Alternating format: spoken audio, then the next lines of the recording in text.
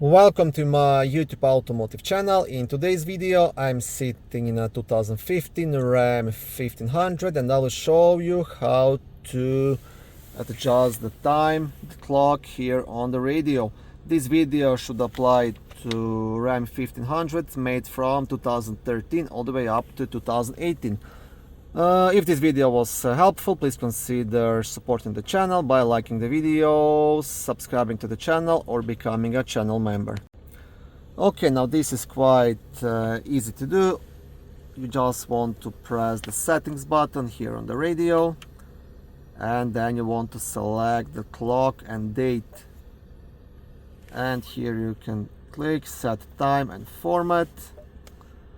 And now you can choose the time, so let's say it's 3:30 p.m. a.m. and you can also set 12-hour format or 24-hour format. But if you're in North America, you'll be using 12-hour format probably. And yeah, that's it.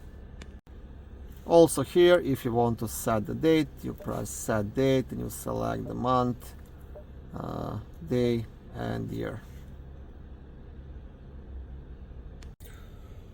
Thank you for watching this video. I hope it was helpful and educational. If it was, please like it and consider subscribing to my YouTube automotive channel.